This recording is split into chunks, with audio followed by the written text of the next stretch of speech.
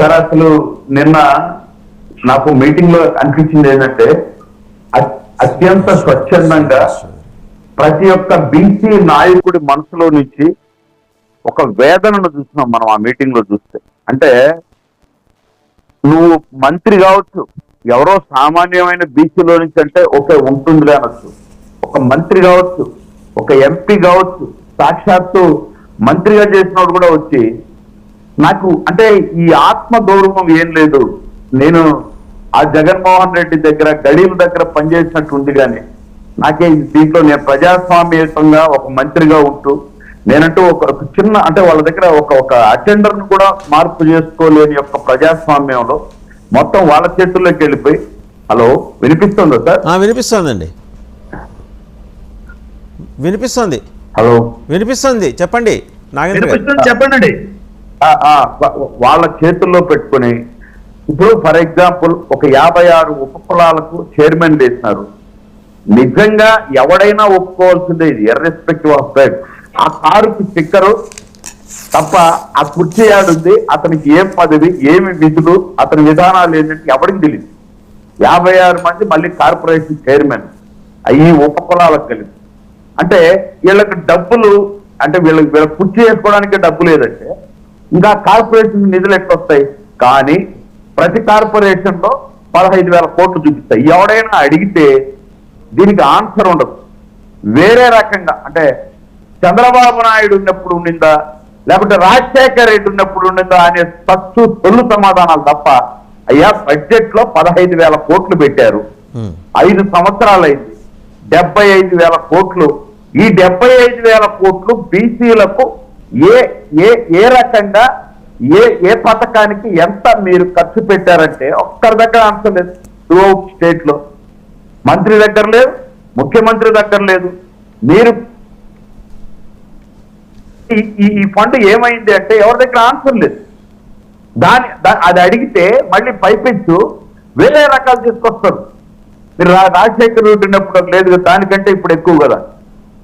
నేను అడుగుతున్నా, నిన్న బీసీ డిక్లరేషన్ అనేది నాకు తెలిసి బీసీలు అందరిలో ఉత్సాహం పొంగింది.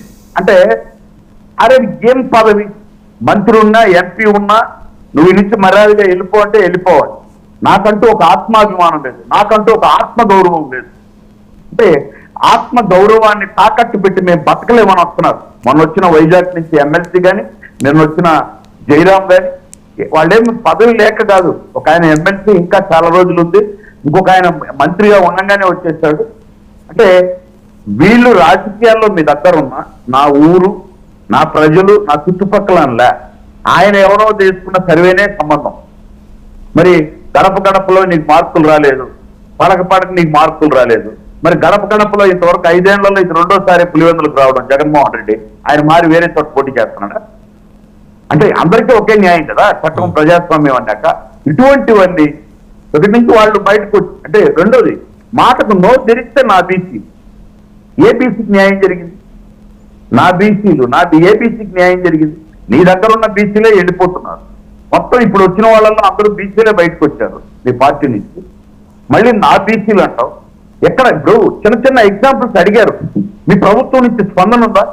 అమర్నాథ్ గవర్నర్ మా అక్కని ఎందుకు వేడిపిస్తారంటే చెరుకు తోటలోకి తీసుకుపోయి నోట్లో పేపర్లు కొట్టి 10th క్లాస్ చదివే పిల్లోడిని చంపారు. నీకు చర్యకు ప్రతిచర్య కనపడితే ఎస్ బీసీకి జగన్మోహన్ రెడ్డి గారు, వైసీపీ ప్రభుత్వం అండగా ఉంటుందని ప్రజలు నమ్ముతారు. తానా గోపాలపురం చిత్తూరులో ఒక బీసీ అమ్మాయిని 15 ఏళ్ల అమ్మాయిని తీసుకుని బాయిలో వేస్తే చట్టం తన పని తాను చేసుకుపోతుంది అంటుంది. ఇప్పటికీ గన్న కంటే ముందు వస్తానన్న రోజు ఏమైందో, ఆ మనోభావాల ఇంకొక ప్రెసిడెంట్ ఏమైందో, ఏమైనారు వీళ్ళంతా. మళ్ళా హోంమంత్రి అందరూ లేడీసే. ఆ బిడ్డ ఒక ఒడ్డెల సామాజిక వర్గానికి ఇమ్మీడియట్ గా ఎఫెక్ట్ అంటే ఇలా అంటున్నానని కాదు, వాసుదేవన్ గారు మీకు ఆడబిడ్డలు ఉన్నారు కదా. రోజా గారు మన ఇంట్లో జరుగుంటే ఈ చట్టం తన పని తాను చేసుకుపోతా ఉండేదే. పోనీ అది తప్పో ఒప్పో ఎవడో దోషి మీరు నిర్ధారించి ఆ కుటుంబానికి ఆ సామాజిక వర్గానికి మీరు అండగా నిలబడినప్పుడు కదా మిమ్మల్ని నమ్ముతారు. పైకి వచ్చేసి ఊరికే మీరు మా బీసీలు అంటే ఎట్లా? నేను ఈ విధంగా అంటే ఎక్కడ కూడా ఈ బీసీలను మీరు కాపాడింది లేదు.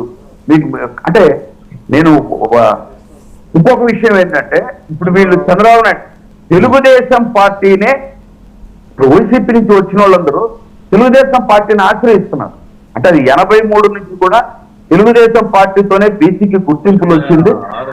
అంటే ఇక్కడ ఉన్న కంటే గుడ్డి కన్నా మెల్లమేలు అని చెప్పి వాళ్ళు వేరే పార్టీని అంటే వేరే దారి చూసుకుంటున్నారు. అంటే మీరు పూర్తిగా వైఫల్యం చెందింది ప్రభుత్వం బీసీలు ఇవ్వడం విషయంలో. అట్ ది సేమ్ టైం ప్రతిదీ అబద్ధం చెప్తాను సార్. వాసుదేవన్ గారు నేను ఒక చిన్న ఎగ్జాంపుల్ నిన్న జరిగిన ఇన్సిడెంట్ చెప్తాను. మా ఊర్లో రైల్వే కోడ్ మంగంపేట ఏపీఎండి 7,000 కోట్లు అంటే ఏదో శ్రీశ్రీ అంటాడు కదా, అగ్గిపుల్ల కుక్కబిల్ల సగ్గుబిల్ల కాదేది తాకట్టు కనర్హం అని మళ్ళీ ఎగిరెగిరి పడతారు కదా. ఒక షేరు ₹1,00,000 లెక్కన 7,000 ఏపీఎండి షేర్లు తాకట్టు పెట్టినారు. తాకట్టు పెట్టింది ఎండీకి తెలుసు, ప్రభుత్వంలో ఎవరు తాకట్టు పెట్టించినారో నాయకులకు తెలుసు. తాకట్టు ఎవరి దగ్గర పెట్టినాడనేది లోగుట్టు పెరుమాళ్ళకి. 7,000 కోట్లు 2034 వరకు 8.1% వడ్డీతో ఏపీఎండిసి షేర్స్ తాకట్టు పెట్టినారు. మీరు నమ్ముతారో నమ్మరో ఒక ఎగ్జాంపుల్ చెప్తా. ఫర్ ఎగ్జాంపుల్ ఒక 1000 కోట్లు టర్న్ ఓవర్ జరిగితే 500 నుంచి 600 ఖర్చులు వెళ్తే 400 కోట్లు వస్తే గవర్నమెంట్ ట్యాక్స్ ఈ పుకార్లు ఫేక్ న్యూస్ ఆధారాలు లేని మాటలు ఇవన్నీ పోతే ఎప్పుడు అబద్ధాలు మానుకుంటే బాగుపడతారండి. దయచేసి ఆధారితమైన వార్తల్ని మీ దగ్గర ప్రూఫ్లు ఉంటే మాట్లాడండి, అంతేగాని ఈ పుకార్లు అబద్ధాలు. ఒక్క నిమిషం వెంకటేశ్వర రెడ్డి గారు వాళ్ళు మాట్లాడండి, నాగేంద్ర గారిని మాట్లాడండి, తర్వాత మాట్లాడండి. ఆయన వచ్చేటప్పుడు నేను రాలా, ఆయన ఏ రేటో నాకు సంబంధం లే. నేను ఇప్పుడే మీకు టీవీలో ఆ పాండుతో సహా పంపిస్తా. ఆయన చేత అయితే ఆయనకు అర్థమైతే 8.1% వడ్డీ ఎంత, ₹1,00,000 ట్యాక్స్, అన్ని విషయాలు ఆయనకు తెలిస్తే చదువుకొని నాకు ఫోన్ చేయమను. లేదంటే నేను ఒకసారి చెప్తా తప్పండి ఇది నిరాధారం. ఊరికే పొద్దున్నే వచ్చి కూర్చోండి కాకమ్మ కథలు నువ్వు చెప్తున్నావు. నా దగ్గర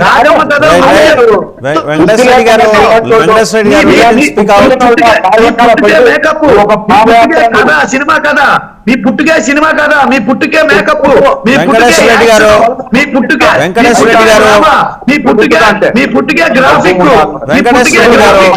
వెంకటేశ్వర రెడ్డి గారు ఆయన మాట్లాడండి, తర్వాత మీరు మాట్లాడండి.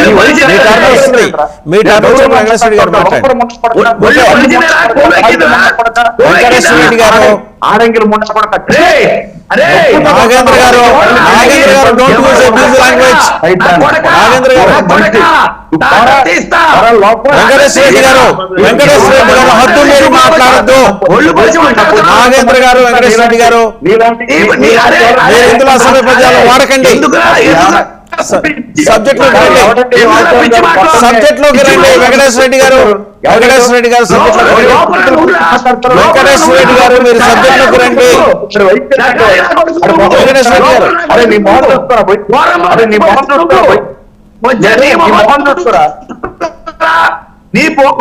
చూసుకోరా, నీ మొహం చూసుకోరా.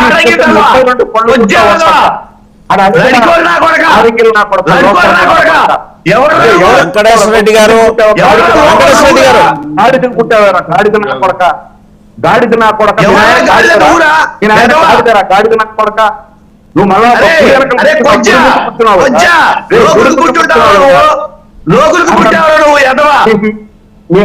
మీ తల్లిని అడుగురా పోయి ఎంతమంది తండ్రులని మీ తల్లిని అడుగు.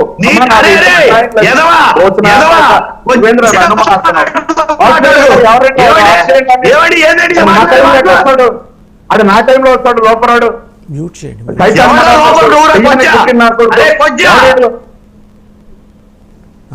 రైట్. మన శ్రీనివాస్ చౌదరి గారు నమస్తే. సో బీసీ సప్లానికి సంబంధించి తెలుగుదేశం జనసేన నిన్న ఉమ్మడిగా అనౌన్స్ చేసిన ప్రకటనలో 10 కీలకమైన అంశాలు, చట్టసభలో రిజర్వేషన్లు, అలాగే మన సప్లానికి సంబంధించి 1,50,000 కోట్ల 5 ఏళ్ల కోసం కేటాయింపు చేస్తున్నాం. ఈ ప్రభుత్వం చేసిన